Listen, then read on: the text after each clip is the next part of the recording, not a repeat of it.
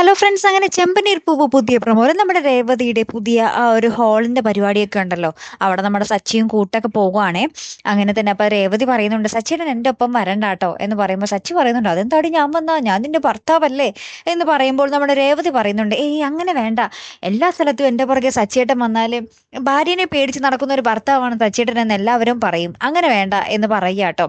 പിന്നീട് നമ്മുടെ ഭാമ ചന്ദ്രമതിനെ കണ്ടിട്ട് നമ്മൾ ശ്രുതിക്ക് വേണ്ടി സംസാരിക്കുകയാണ്. അത് വേറൊന്നുമല്ല, അവളെങ്ങാനും പെട്ടെന്ന് മലേഷ്യയിലേക്ക് പോയാലോ, പുറകെ പൊടിയും തൊട്ട് നമ്മുടെ ശ്രുതിയും പോയാലോ, നിനക്ക് തന്നെയല്ലേ തിരിച്ചടി, അവൾ പോയാല് ശ്രുതി പോകാതിരിക്കുമെന്ന് നിനക്ക് തോന്നുന്നുണ്ടോ എന്നൊക്കെ പറഞ്ഞ് നമ്മുടെ ചന്ദ്രമതിയുടെ മാനസ് അങ്ങോട്ട് മാറ്റുന്നുണ്ടേ.